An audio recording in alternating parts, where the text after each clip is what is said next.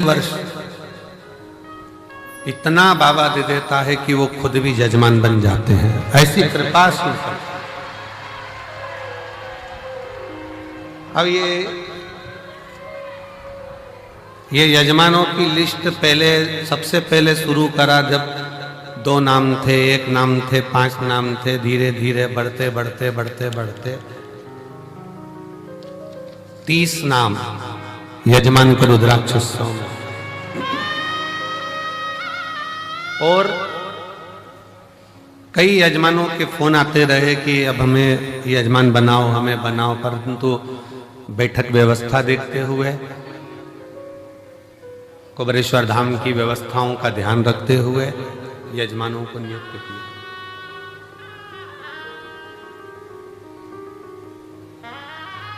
और ये हमारा विश्वास कहता है, भरोसा कहता है। ये शिव महापुराण का भरोसा और विश्वास कहता है। भले रुद्राक्ष को लेने के लिए लोग साल भर आते हैं, रुद्राक्ष लेते हैं, चले जाते हैं, वो अपनी जगह पर। विवाह होने के बाद बहू घर में आ जाए और बहू आने के बाद तुम बहू से मिलने जाओ, वो अलग बात है। पर विवाह वाले दिन तुम्हारी बहन के घर में शादी है और तुम बहन से कह दो कि नहीं मैं अभी नहीं आऊंगी, मैं तो आऊंगी 1-2 महीने बाद, 4 महीने बाद, 6 महीने बाद, जब रुद्राक्ष बटेगा ना तब मैं आऊंगी, अभी ना आऊंगी। तो क्या शादी का फंक्शन है, आज तो आना पड़ेगा, अभी शादी के फंक्शन में नहीं आएगी तो कब आएगी? तो क्या शादी तुम कर लो, एक काम करो, तुम आराम से करो, मैं बाद में आऊंगा। बोलो अच्छा लगेगा? जम के तो बोलो जरा। नहीं।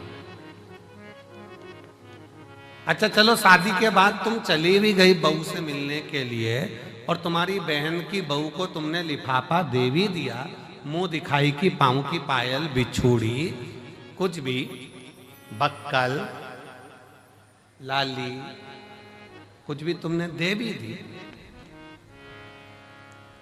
पर ईमानदारी से बोलना, तुम तो मुंह दिखाई में दे दोगे, पर तुम्हारी बहन तुम्हारी विदाई में कुछ देगी क्या? नहीं। ओ भाई अब तुम आई, क्या मतलब इतने लेट आने से? अब हम क्या विदाई दें? अब तो जो विदाई थी सब चली।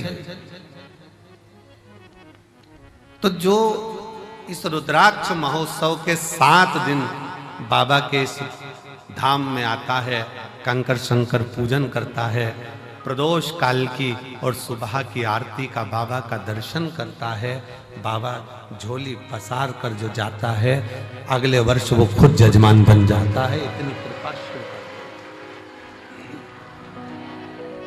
इतनी कृपा कर।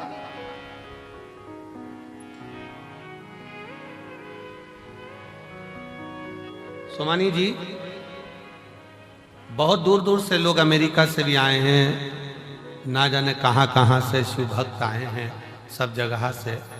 और भी जयपुर, जोधपुर, बिहार, ये उत्तर प्रदेश हो, राजस्थान हो, महाराष्ट्र हो, हरियाणा, पंजाब, सब दूर से, दिल्ली आदि सब से। कोई कम नहीं है। पीछे का आवाज आ रही है, पीछे देखिए क्या है।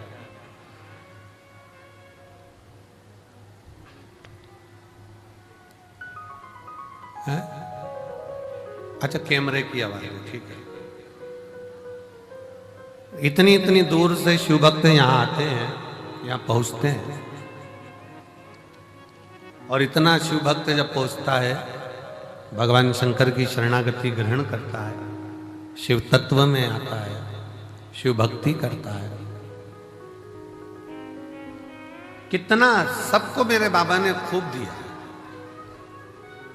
आप सब बताना, जो पहले कुबेरेश्वर धाम आए होंगे, अगर यहां से नहीं मिलता तो ये लाखों की संख्या में तुम लोग आते।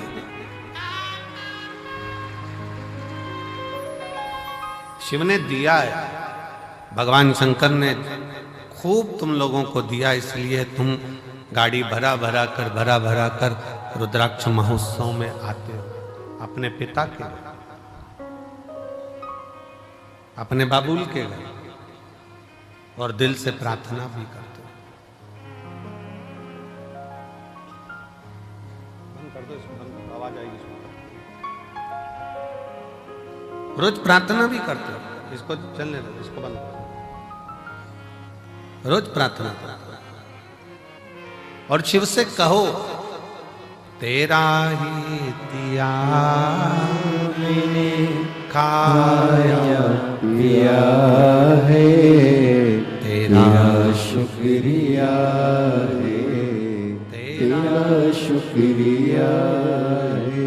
मुझे भोले बाबा ने बहुत दे दिया है, तेरा शुक्रिया है, तेरा शुक्रिया है। ये जायदाद दी है, औलाद दी है, ये जायदाद दी है, औलाद दी है। मुसीबत में हर वक्त इमदाद दी है, मुसीबत में हर वक्त इमदाद दी है। तेरा ही दिया मैंने खाया पिया है, तेरा शुक्रिया है, तेरा शुक्रिया है। मुझे भोले बाबा ने बहुत दे दिया है, तेरा शुक्रिया है, तेरा शुक्रिया। ये उसकी कृपा से मिला।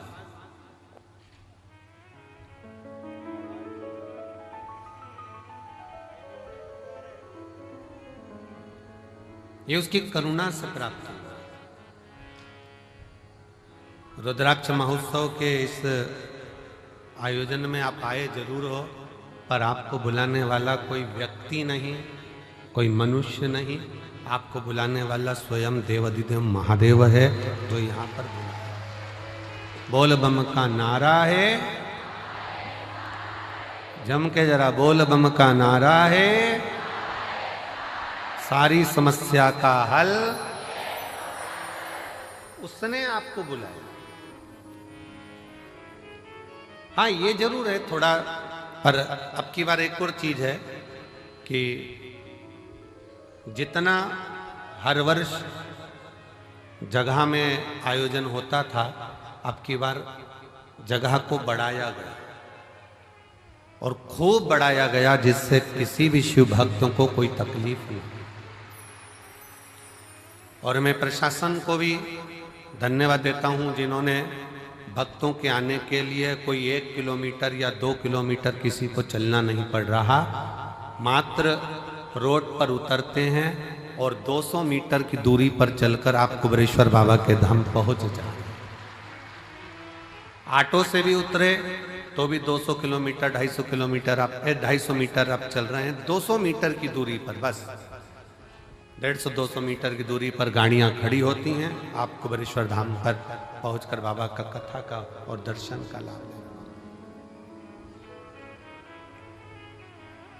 दिल से 7 दिन अपने पिता के घर में रहकर दिल से भक्ति करो, श्री शिवाय नमस्तुभ्यम का जाप करो, कंकर शंकर की पूजन करो। और फिर निवेदन है, इस भूमि का प्रमाण है कि जो जाता है वो 3 महीने में आता है, और भोले बाबा बुलाता जरूर है, बुलाता।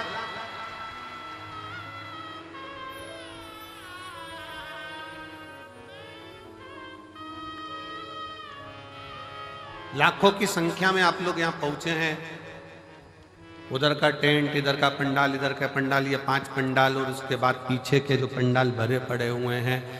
कई लोगों को जिनका नियम है अपनी झोपड़ी बनाकर, अपनी चादर लगाकर, बांबू लगाकर, अपना बनाकर रहना, भजन करना, भोजन करना, ऐसे रहते हैं जैसे हम कल्पवास करने के लिए बाबा के 12 ज्योतिर्लिंग में आकर विराजमान, भक्ति कर, भजन कर।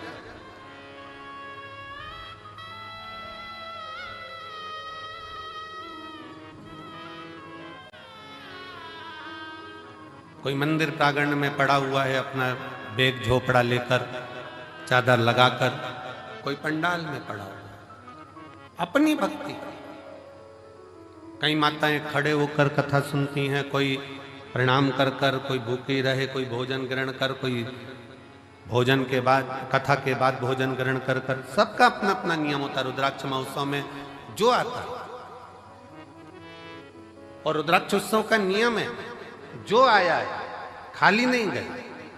30 साल बाद भी अगर संतान नहीं हुई है और जिसने रुद्राक्ष उत्सव का 7 दिन नहीं, 5 दिन नहीं, 3 दिन भी अगर रसतत्व ग्रहण करा, इसी कंकर शंकर की भूमि पर वो रात्रि विश्राम करा, 30 साल होने के बाद भी औलाद लेकर बाबा के धाम आया। ये शिव तत्व की, ये कुबेरेश्वर धाम की रुद्राक्ष महोत्सव की महत्वता।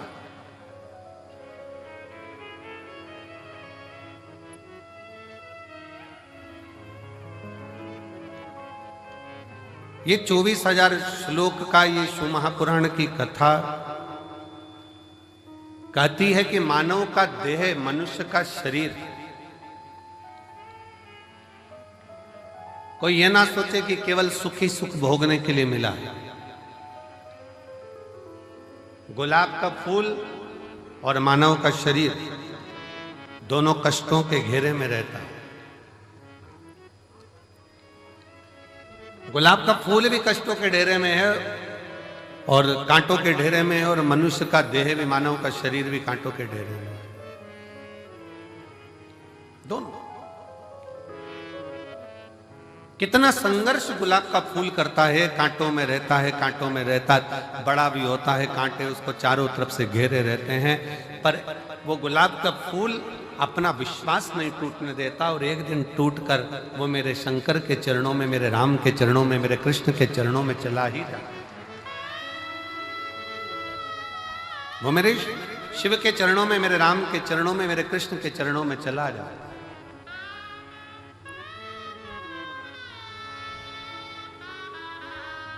बस मानव भी इसी तरह से, मनुष्य का देह भी इसी तरह से बहुत संघर्ष का जीवन होता है। ऐसा नहीं मानव शरीर सरल है,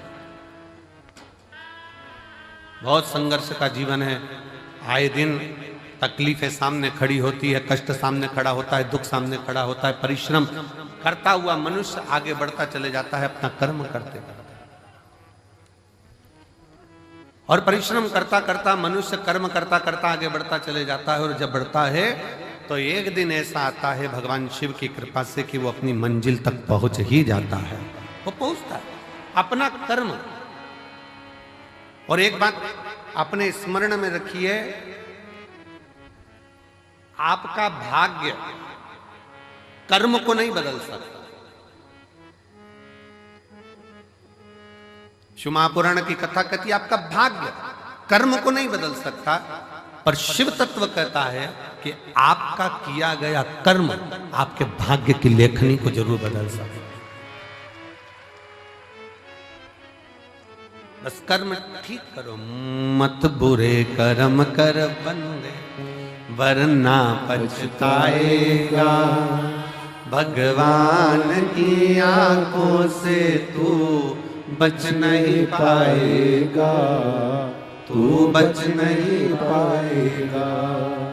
अरे ओ अज्ञानी मत करना नादानी, अरे ओ अज्ञानी मत करना नादानी। तेरे कर्म का फल भी तू ही पाएगा, जैसा किया तूने तेरे आगे आएगा। मत बुरे कर्म कर बंदे, वरना पछताएगा। भगवान की आंखों से तू बच नहीं पाएगा, तू बच नहीं पाएगा। आप जैसा कर्म करेंगे वैसा फल मिलना है, वो फल प्राप्त ही होगा। आप बस श्रेष्ठ कर्म की ओर अग्रण्य तो हो।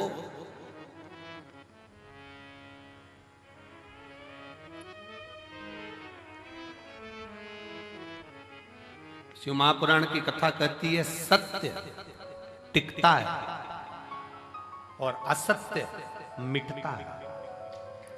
सत्य टिक जाता है, बहुत लंबा टिकेगा। आप सत्य के पथ पर चलिए, अपनी मेहनत करते हुए, अपने कर्म को करते हुए, अपनी लगनता को बढ़ाते हुए, अपनी मेहनत को बढ़ाते हुए, अपने कर्म को आगे बढ़ाते बढ़ाते बढ़ाते बढ़ाते जब अग्रणता में बढ़ोगे तो निश्चित है कि आपका भाग्य बदलेगा। एक बड़ा सुंदर प्रसंग है।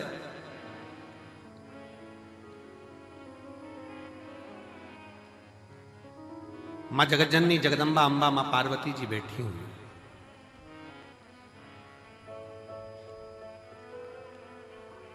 और मां अंबा, मां जगज्जननी जगदम्बा मां पार्वती जी विराजमान है। और उसी समय पर मां पार्वती जी के पास में दोनों बहुएं, रिद्धि और दूसरी सिद्धि, दोनों आई।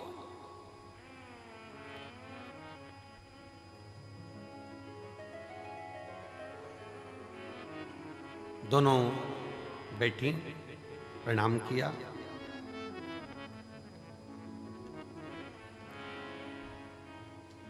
पार्वती जी ने आज रिद्धि सिद्धि दोनों को कहा कि मेरा फर्ज था, मैंने वो अदा कर दिया। विवाह करा बच्चों का, और बच्चों का विवाह कर कर बच्चे का मंगल विवाह हो गया, आप बहुएं घर में आ गई। अब ये मेरा फर्ज पूर्ण हो गया।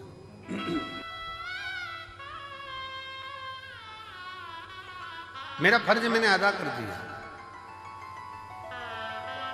बहुएं घर में आ गई हैं, अब मेरा कर्म पूरा हो गया। तो रिद्धि सिद्धि में से रिद्धि ने भगवान शिव जी के सम्मुख में, भगवान शंकर तो थे नहीं, मां जगज्जननी जगदम्बा पार्वती जी विराजमान थी, मां अंबा बैठी हुई थी, और मां अंबा से निवेदन करा रिद्धि, मां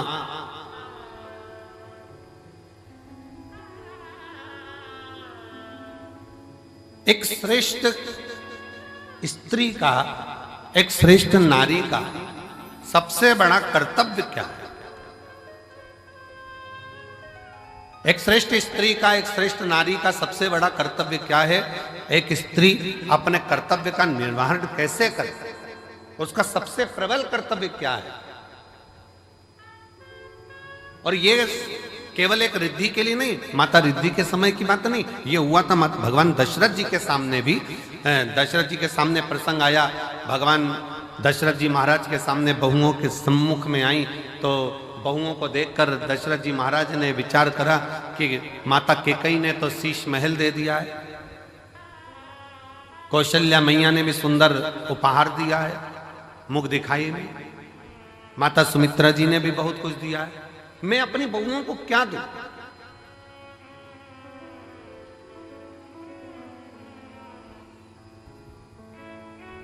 तब दशरथ बाबा ने कुछ समय के बाद एक फल मां जानकी जी की गोद में दिया और कहा, इस फल से हमारे घर की मर्यादा का स्मरण करिए। जानकी माता ने उस फल के टुकड़े करे और वो फल दशरथ जी के हाथ में ले जाकर दिया। दशरथ जी ने देखा कि जितने मेरे घर के सदस्य हैं उतने उस फल के टुकड़े हैं। दशरथ जी ने अपनी बहू को साधुता दिया कि मेरे घर में जो बहू आई है वो श्रेष्ठ आई है। उसने ये दर्शाया है कि स्वयं अकेले नहीं खाना है, अपने माता पिता का संस्कार ये है कि घर में अगर थोड़ी सी भी सामग्री आए तो घर के जितने सदस्य हैं सब आपस में बांट कर खाएं, सब बांट कर खाएं। हमने पहले रुद्राक्ष उत्सव में एक कथा सुनाई थी, 5 तरह के चोरों का, 6 तरह के चोरों का वर्णन करा था कि चोटे कौन कौन सी क्वालिटी के होते हैं।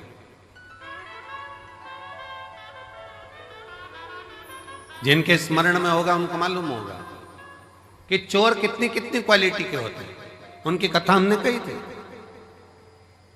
दूसरे के घर में से चोरी धन उठा कर लिया है वो भी चोर है, दूसरे का पड़ा हुआ सामान उठा ले वो भी चोर है, किसी के घर में बिना पूछे घुस गया वो भी चोर है। ऐसे चोरों की अलग अलग क्वालिटियां बताई थी। उसमें एक चोट्टा और बताया था। वो कौन सा चोट्टा था? बाजार गया, खाने का सामान लाया, चुपचाप से जेब में रखा, पत्नी के कमरे में चला गया, दोनों ने मिलकर खा लिया, अपने बच्चों को दे दिया और घर में बूढ़े माँ बाप भूखे बैठे हैं, समझ लेना चोट्टा है, चोर है, वो भी चोर।